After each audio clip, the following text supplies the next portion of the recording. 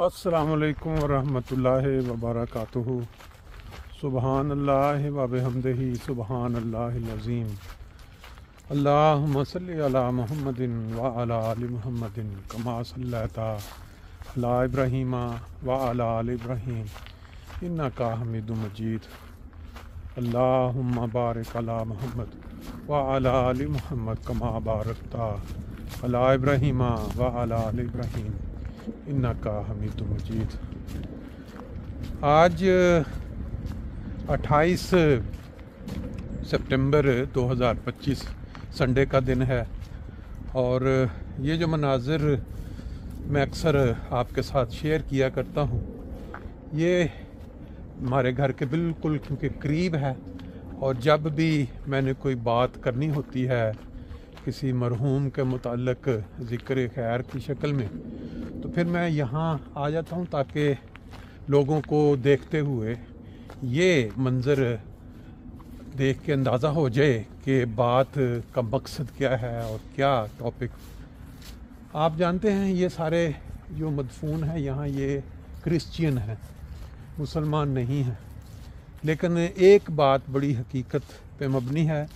कि इनमें से अक्सरियत वो होगी जिन्होंने दूसरों का हक नहीं मारा होगा, दूसरों के साथ मजहबी मुनाफरत में कोई ज़्यादती नहीं की होगी कि किसी की वफ़ात पे उनको दफन ना होने दिया जाए या दूसरे की इबादतगाह या मस्जिद पे हमला करके तो वहाँ मीनारे तोड़ दिए जाएं या जो वो क्या कहते हैं उसको महराब को तोड़ दिया जाए और फिर उसके ऊपर यह समझा जाए कि हमने दीन की बड़ी खिदमत की है। ये लोग ऐसे हैं जिन्होंने बचपन से जब आंखें खोली तो इनको इंसाफ और इंसानियत सिखाई गई। और मैं आगाज़ में जो दुरूद शरीफ पढ़ता हूँ मुझे उम्मीद होती है कि अल्लाह ताला इस दुरूद शरीफ की आवाज़ या इसके सदक़े इन लोगों को भी अपने करम से बख्श दे जब इनकी रूहों तक ये दुरूद शरीफ की आवाज़ पहुँचेगी। आज मैं जो बात बेसिकली आपसे शेयर करने जा रहा हूँ या जो ज़िक्र खैर के रंग में, वो एक ऐसे शख्स की है जिनको मैं ज़ाती तौर पे, जिसको आप कहें कि मैं उनको जानता था या मेरा उनके साथ कोई गहरा ताल्लुक़ रहा था लंबा अरसा। मैंने उनको जो जाना वो इस तरह के हमारे मोहल्ला में जहाँ हम रहते थे, हमारे हमसाए एक फैमिली मलक फैमिली, इनकी शादी वहाँ हुई और हम क्योंकि छोटे थे तो वो जो वहाँ उनके बेटे हमारे जो हमसाए मलक तारिक, मलक कासिम, मलक शाहिद, मलक ये 4-5 भाई थे, एक इनके भाई डॉक्टर बाहर होते थे, उनकी सिस्टर्स जो हमारी उम्र से जो बड़ी थी, बाजियाँ हम कहलाते थे हमारी सिस्टर्स के साथ, तो उनकी एक जो बहन थी वो उनकी शादी यहाँ हुई। तो वहाँ यहाँ जर्मनी में, हम उस वक़्त पाकिस्तान में थे, तो माइंस में इनकी शादी हुई। और वो जो मलक साहब जिनका मैं अभी ज़िक्र करने जा रहा हूँ, मैंने आज तक जितने भी प्रोग्राम किए या देखे, मैंने इससे आला ज़िक्र खैर और ख़ूबियाँ एक ही शख्स के अंदर ना तो सुनी और ना मैंने उनका कोई ज़िक्र किया।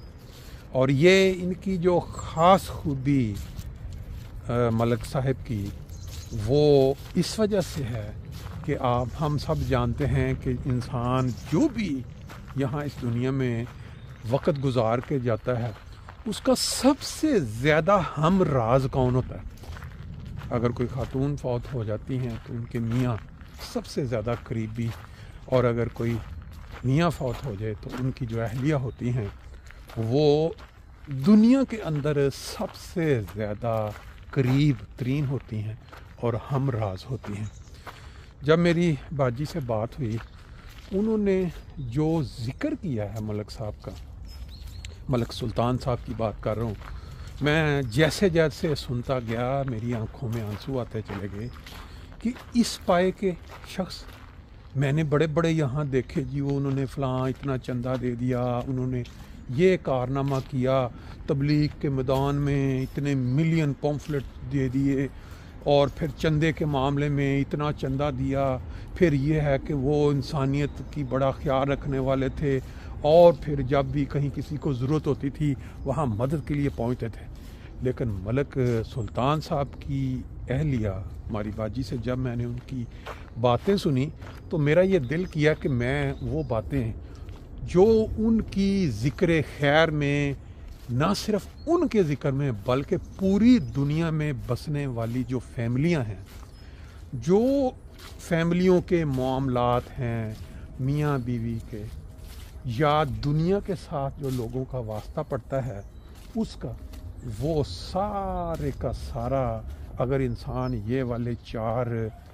میسیجز سن لے، میرا خیال ہے زندگی کی کایا پلٹ جائے۔ یہ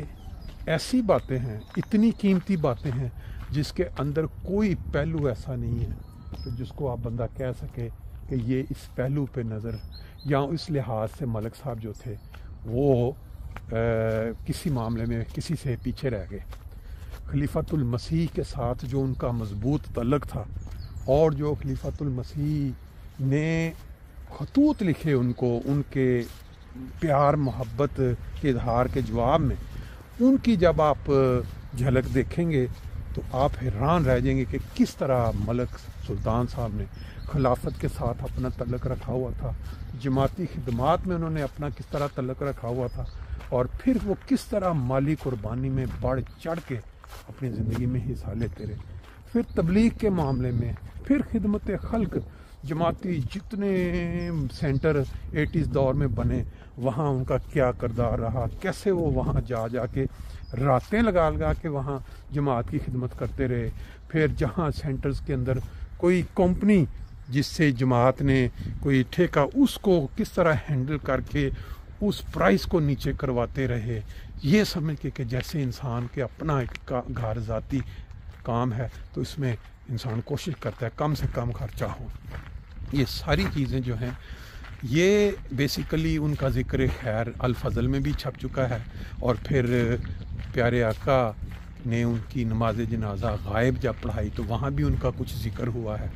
لیکن ان سب سے زیادہ جو مجھے لگا ہے وہ یہ ہے کہ جب ہم نے ان کی اہلیہ ہماری جو باجی ہیں ان سے جب بات کی، انہوں نے جس انداز میں جو ان کی خوبیاں بیان کی، میری زندگی میں نے آج تک ایسے نہیں سنا کہ ایک اہلیہ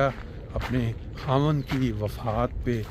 اور جو ان کا تعلق تھا ان کے ساتھ یا جماعت کی خدمت میں یا ان کا عام لوگوں کے ساتھ جس انداز میں انہوں نے بیان کیے ہیں، میں سمجھتا ہوں کہ 3-4 جب پارٹس آپ سنیں گے، خواہ وہ کوئی خاتون سنیں، خواہ وہ کوئی ہسبینڈ سنیں یا بچے سنیں، وہ قابل تقلید ہیں اور ایک نمونہ ہیں ہماری زندگیوں کے لیے کہ کس طرح جو ہے ایک شخص جب اس دنیا سے چلا جاتا ہے تو اس کی جو خوبیاں یا اس کے اندر جو پائی جاتی تھیں چیزیں وہ جب دنیا تک پہنچتی ہیں عام کسی شخص سے نہیں بلکہ ان کی اہلیہ کے ذریعے، تو انسان دنگ رہ جاتا ہے کہ کیسے کیسے عظیم ہیرے اللہ تعالیٰ نے جماعت احمدیہ کو تھا۔ حضور کے خطوط میں بھی یہ اظہار ہو رہا ہے، حضور نے بارہا خطوط کے جواب میں جو لکھا، تو ابھی ہم اس کو پارٹ وائی 1 2 3 اور 4 کر کے انشاءاللہ آپ تک یہ پہنچائیں گے۔